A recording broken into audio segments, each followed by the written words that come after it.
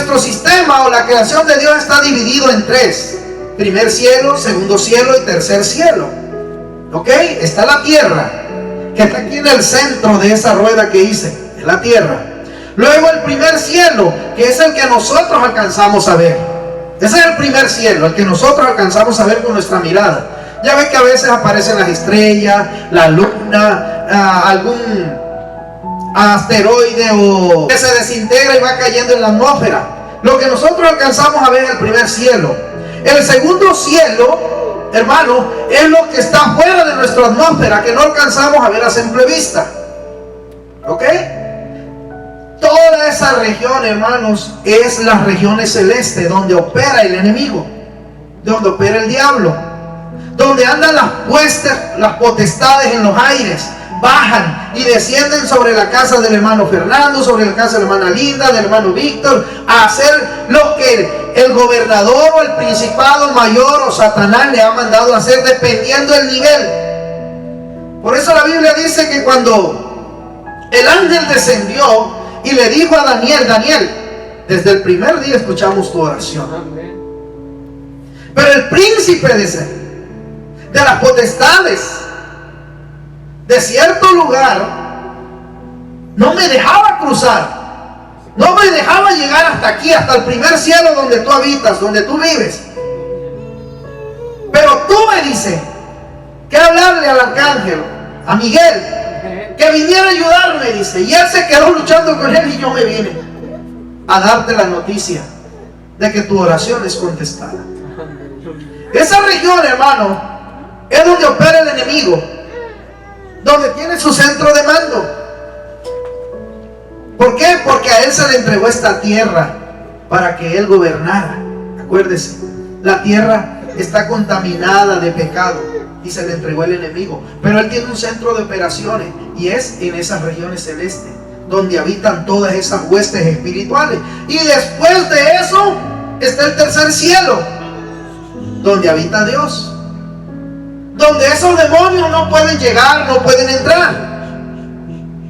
Y le dije a mi hijo: mira, el último círculo es el tercer cielo, donde Dios habita. Nosotros estamos en este círculo del centro, que es la tierra. Le dije: el día que nosotros muéramos o partamos de ese mundo, o Dios nos llame a su presencia, si nosotros le somos fieles a Dios, si nosotros le seguimos sirviendo a Dios, si nosotros creemos y aceptamos a Jesucristo como nuestro Señor y Salvador, nosotros vamos a ser transportados de este círculo pequeño a este círculo grande automáticamente. Zoom para allá. ¿Eh? Ya no va a haber nada que nos detenga en medio de este camino de las huestes espirituales y de las regiones celestes. Nosotros vamos derecho al tercer cielo con Dios. Pero si nosotros decidimos no servirle a Dios,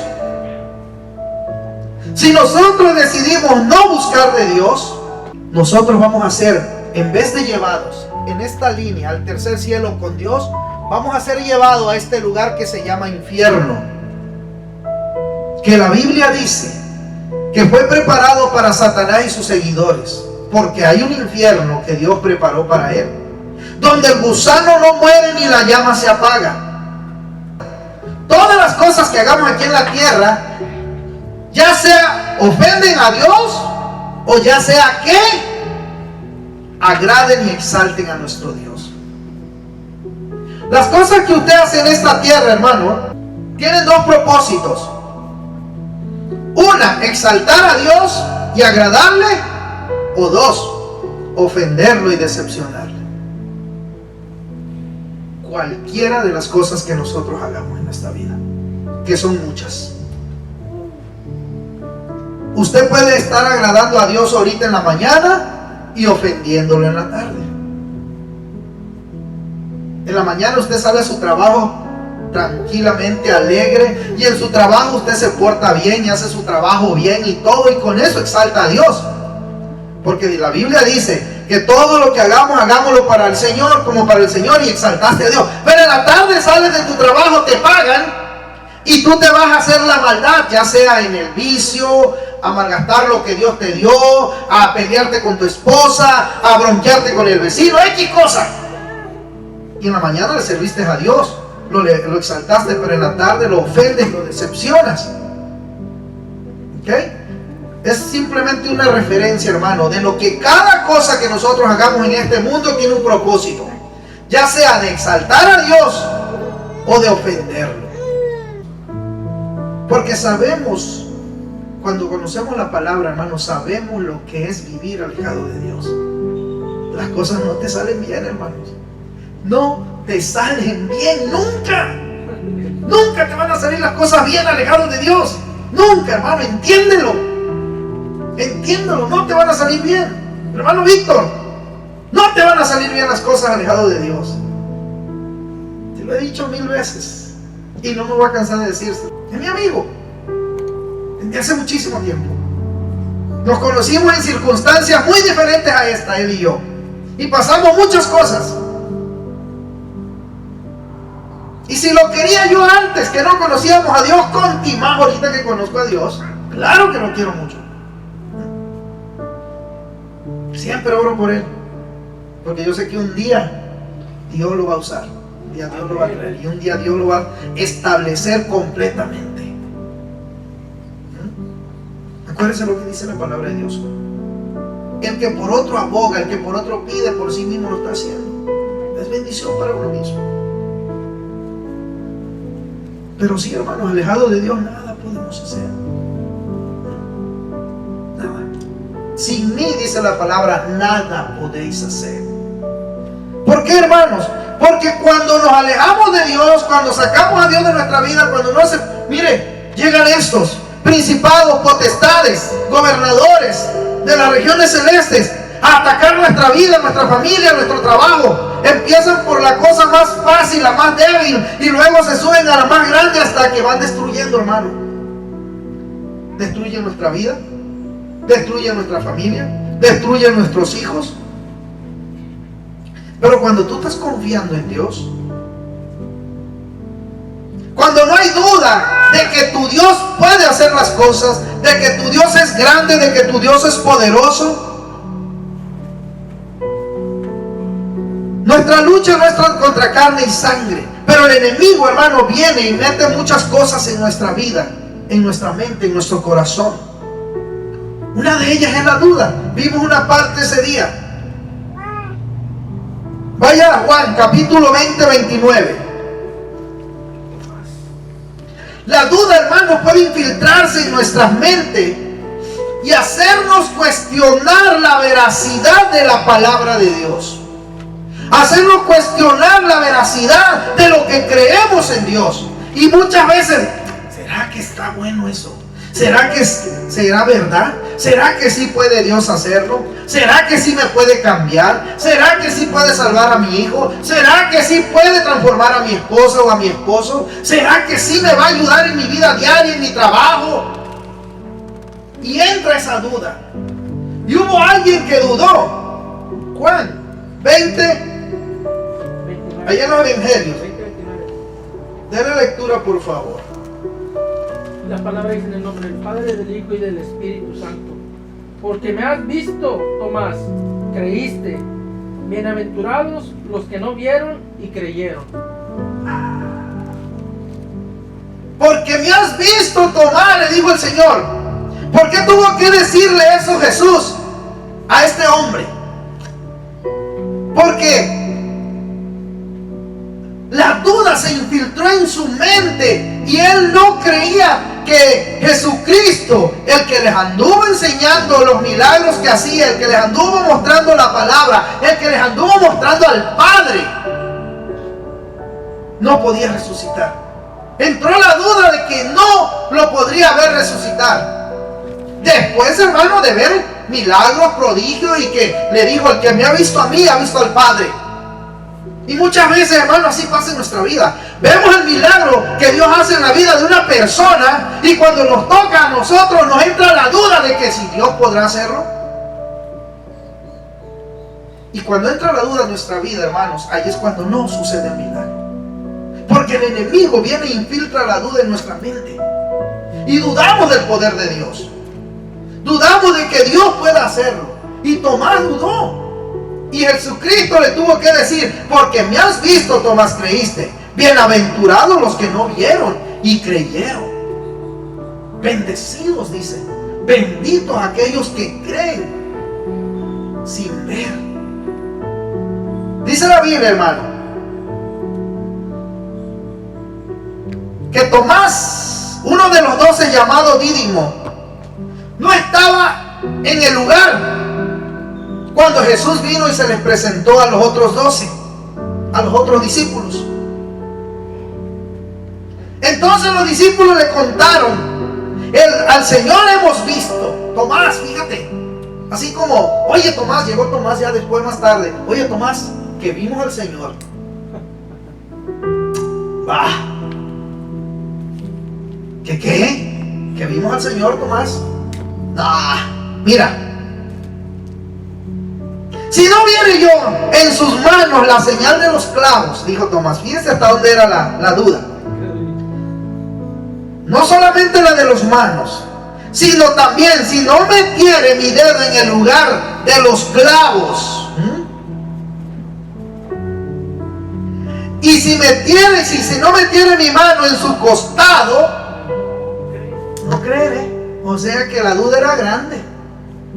Porque me puedes traer a otro que le hicieron los agujeros de las manos. No, también quiero ver que tenga el agujero del costado. Y también quiero ver que tenga los agujeros de los pies. Oh Dios, yo vi, Señor, que le hiciste el milagro al hermano Pedro y sanaste a su hijo. Pero mi hija, Señor, está bien enferma. A él lo sanaste porque era una gripita, pero, Señor, la mía tiene sarampión. Y estás dudando. Y aquel, Señor, lo sanaste, pero ella, aparte de sarampión, Señor, se le está cayendo el pelo. Y vas dudando. Porque el milagro que le hicieron a otro y el tuyo es diferente. Y como el milagro que Dios hizo a la otra persona a lo mejor era más chico y el tuyo tiene que ser más grande, estás dudando. No hay nada imposible para Dios, ni grande ni pequeño. Pero el enemigo inyecta duda en nuestra mente, hermano, y nos hace cuestionar la veracidad tanto del poder de Dios muchas veces como de su palabra. ¿Será cierto eso que dicen esos hermanos allá? ¿Será cierto lo que dice el pastor? Por eso usted trae una Biblia todos los domingos a este lugar. Porque yo quiero que usted corrobore lo que aquí se habla. Porque yo quiero que usted lo crea y el enemigo no le inyecte una duda en su mente. Y que cuando salga de aquí se lleve esa duda en su corazón y le aleje del camino de Dios. Y le haga cuestionar la veracidad de la palabra de Dios y le haga dudar del poder de Dios. Es necesario, hermano.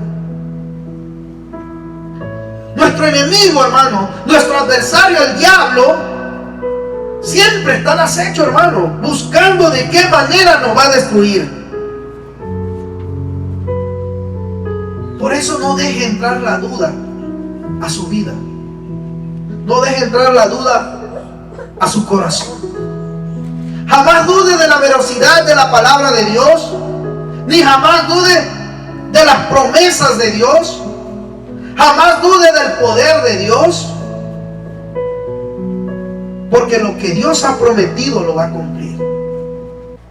Dice la Biblia que David fue al campo de batalla a llevarle comida a sus hermanos, porque lo mandó su padre. Y cuando llegó al campo de batalla vio a ese paladín de los filisteos grandísimo, ese Goliat, ese gigante, que salía y amenazaba al pueblo de Israel. Y cada vez que ese paladín salía, todo el pueblo, dice, retrocedían, huían de su presencia, porque tenían gran temor. El enemigo los tenía, el diablo los tenía con temor, porque no confiaban en su Dios. ¿En cuál Dios? El Dios de los ejércitos de Israel. Pero llegó uno que sí confiaba en Dios. Llegó uno que sí le creía a Dios. Y que el enemigo no pudo poner temor en su corazón como lo puso en los demás. Dice que nada más salía el Goliat y todos sentían miedo y retrocedían. Pero mire aquel que no le tiene temor al enemigo, aquel que no permite que el enemigo ponga temor en su vida, porque confía en el Dios al que le sirve. ¿Cuántas veces el enemigo, hermano, no pone temor en nuestra vida? ¿Cuántas veces, hermano, el enemigo hace que nos paralicemos, hermano, y nos hace retroceder? Entre más voy a la iglesia, más mal me va. Estaba yo mejor cuando no iba a la iglesia. Estaba yo mejor cuando no iba ni conocía a Cristo. Yo ganaba bastante dinero, yo gastaba, yo esto, pero ¿qué? ¿De qué le sirviera al hombre ganar el mundo y perder su alma? ¿De qué te servía? Y el enemigo mete temor en nuestro corazón. No vas a poder, no lo vas a lograr. Yo quiero dejar esto para servir más a Dios, para agradar a mi familia. Y el enemigo te dice, no vas a poder. Y empieza a meterte temor de que eres débil, de que no vas a poder vencerlo. Eso es lo que le faltaba a este pueblo. Al pueblo no salía ninguno a enfrentar a ese Goliat porque le tenían miedo. El enemigo les había inyectado el temor y todos creían que ninguno de ellos era lo suficientemente fuerte para vencerlo. Pero vino uno que su corazón era muy valiente como el de Dios, que no tenía temor, pero que era más débil que ellos mismos físicamente. ¿Por qué? Porque David era muy joven todavía. Dice la Biblia, hermanos. Entonces dice, habló David a los que estaban junto a él, diciendo, ¿quién es este filisteo? Fíjese cómo habla alguien que no tiene temor y que confía en su Dios. ¿Quién es este filisteo incircunciso para que provoque a los escuadrones del Dios viviente? Cuando el enemigo mete temor, hermanos, cuando el enemigo mete temor en nuestra vida, viene y te pone aquí un endemoniado. ¿Qué hacemos, hermano? ¿Qué hacemos?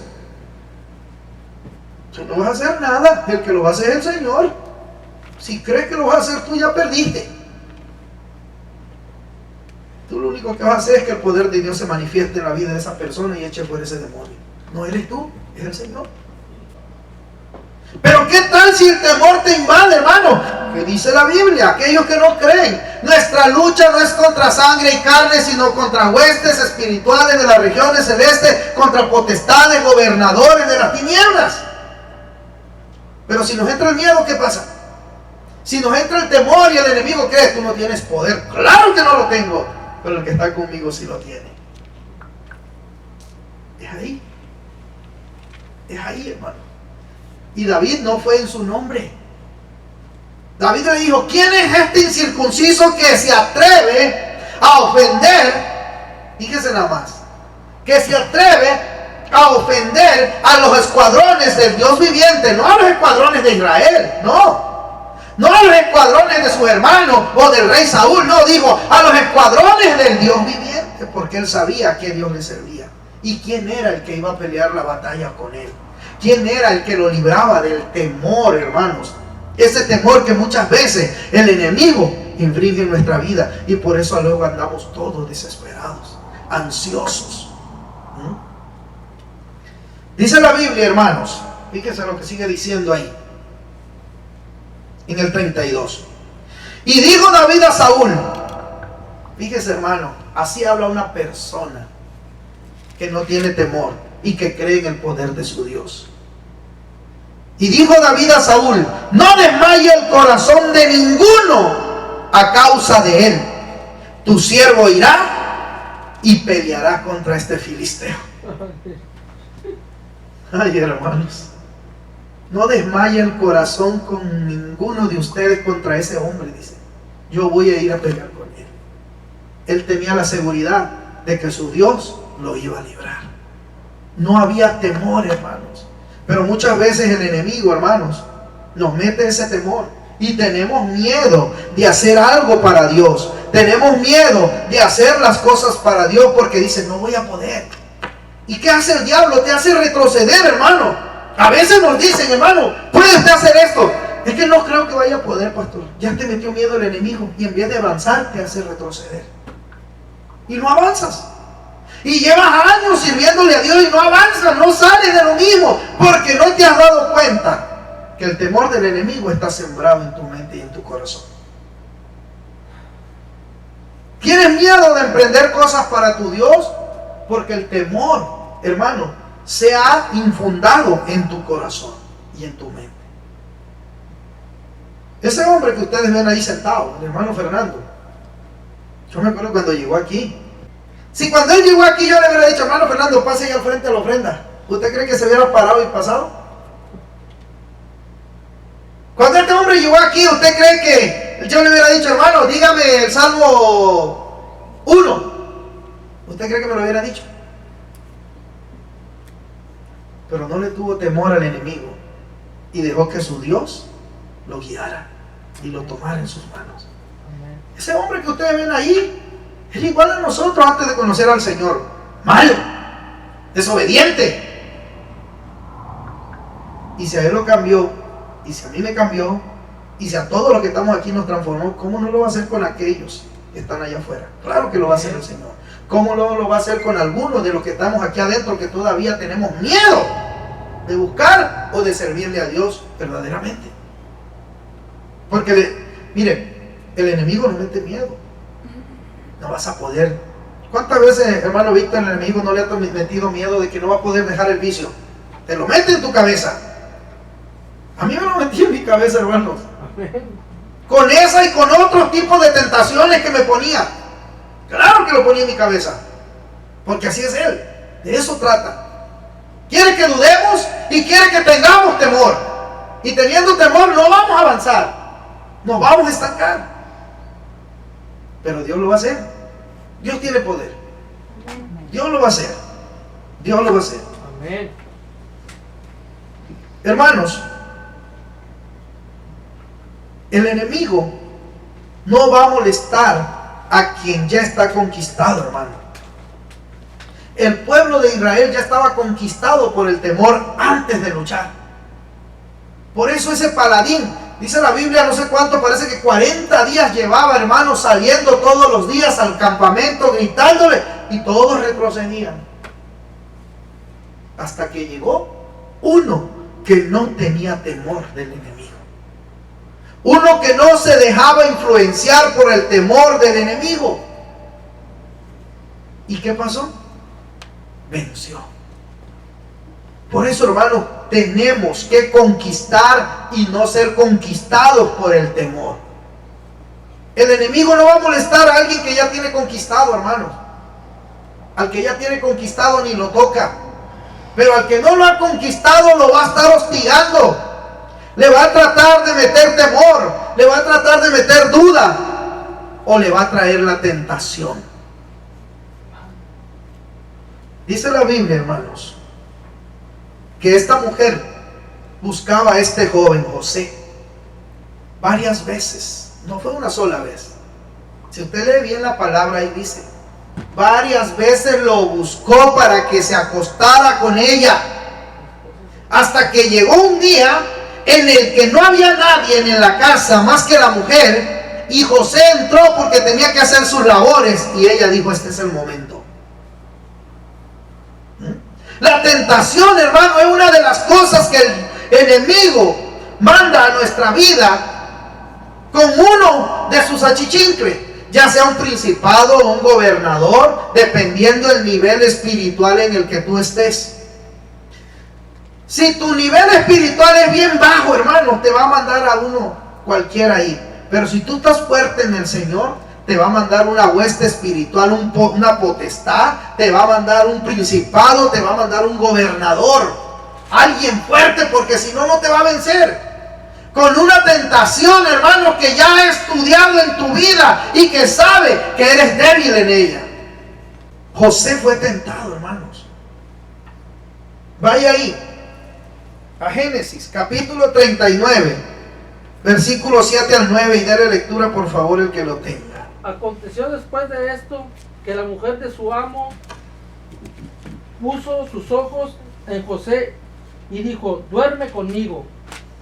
Y él no quiso. Y dijo a la mujer de su amo, he aquí, mi señor no se preocupa conmigo, de lo que hay en casa.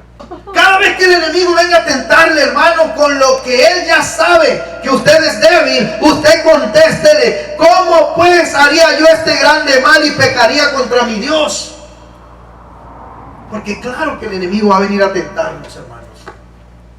Dice la Biblia: someteos pues a Dios, resistid al diablo y él huirá de vosotros. Huirá, pero cuidado, volverá. La tentación, hermanos, en nuestra vida. ¿Cuántos de nosotros no somos tentados de diferentes maneras? Por un amigo, por una mujer, por un vicio, por el dinero, por algún negocio ilícito, por muchas cosas. Somos tentados de diferente manera, a cada quien de una manera diferente, hermano. ¿Por qué? Pero así como José pudo resistir la tentación recordando que era un hijo de Dios, así nosotros también recordemos que somos hijos de Dios y podemos resistir la tentación, y que Él nos dará la fuerza, hermano, para resistir. Así como José recordó las grandes cosas maravillosas que Dios había hecho con él, así también nosotros, hermano. Tenemos que resistir, hermanos, y mirar las grandes cosas que Dios ha hecho en nuestra vida y las que queremos que Dios haga en nuestra vida para poder soportar la tentación. Nosotros, hermanos, hacemos lo que José el soñador hizo: resistir, confiando en que Él nos dará la fuerza, y que cómo haríamos gran cosa o tan grande mal a aquel que nunca nos ha dejado, que nunca nos ha abandonado, que siempre nos ha cuidado, que siempre nos ha bendecido. Imagínese, hermano, puede llegar, dice la Biblia, ahí en Primera de Pedro, capítulo 5, vaya a su Biblia por favor. Primera de Pedro 5, 8 al 9. Fíjese cómo anda el enemigo, listo, preparándose nada más para buscar de qué manera. Hermano, a diario somos tentados todos, no ustedes, todos, hermanos, yo también. A diario somos tentados de diferente manera. ¿Pero por qué? ¿Qué dice la palabra ahí, hermano? ¿Quién lo tiene? Sed sobrios y velad, porque vuestro adversario el diablo, como león rugiente, anda alrededor buscando a quien devorar el mundo. Ah, no, pastor, es que nada más viera a mí cómo soy tentado yo, pastor. No, todos los mismos padecimientos, las mismas tentaciones se van cumpliendo en todos nuestros hermanos, en todo el mundo, y ellos están resistiendo. Usted también resista. Usted también resista. Ah, es que tú la tienes más fácil porque eres el pastor. Aleluya. También la tengo difícil. Pero me acuerdo de las grandes cosas que Dios ha hecho en mi vida, por mi familia, por mi hogar, todas las cosas buenas que Dios me ha dado, y digo: ¿cómo haré este gran mal a mi Dios? Y resisto. La desesperación, hermanos, es una de las cosas que el enemigo también inyecta en nuestra vida.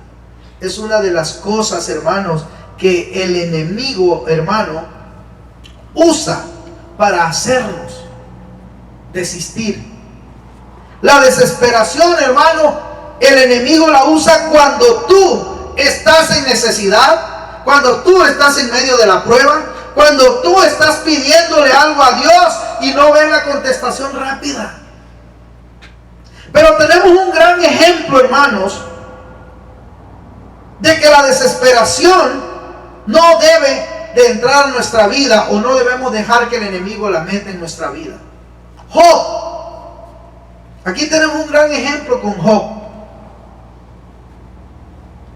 La desesperación, hermano, muchas veces puede hacer que perdamos la esperanza de que nuestro problema, de que nuestra necesidad, de que nuestro milagro llegará. ¿Por qué? Porque vemos, ya lo queremos instantáneo. Y como no llega el enemigo, llega: Dios no te escucha. Tu Dios no tiene poder para ese. Sí hace otros milagros, pero ese tuyo es demasiado difícil. Y entra la desesperación porque el enemigo viene y la inyecta en nuestro corazón. Pero Pero muchas veces el enemigo, a través de la desesperación, hace que nos sintamos abandonados por Dios. De que Dios, hermano, no nos escucha, de que Dios no nos atiende. Pero en medio de esa prueba, en medio de todo eso, no debemos de sentir desesperación, sino al contrario, hermano, perseverar y creer en nuestro Dios en medio de la prueba. Y vamos a poder encontrar consuelo en Dios al confiar en su plan, al confiar en lo que Dios quiere, sabiendo y confiando siempre de que Dios nunca nos abandonará. Recuerde las palabras que Job dijo en medio de la prueba y de la situación que estaba. Y esa sí que era prueba, hermano. Esa sí que era lucha. ¿Qué dice? Job, capítulo 19, versículo 25. En medio de la prueba, en medio de la lucha, en medio de la distancia, hermano, de entre que empezó la prueba y de que termine, nosotros no debemos dejar que la desesperación nos meta una desesperanza y nos podamos sentir abandonados por Dios, sino al contrario, confiemos y confiemos de que Él no nos abandonará. Job dijo estas palabras en medio de la situación y la prueba tan grande que él tenía. Y dijo Job: yo sé que mi Redentor vive y al fin se levantará sobre el polvo.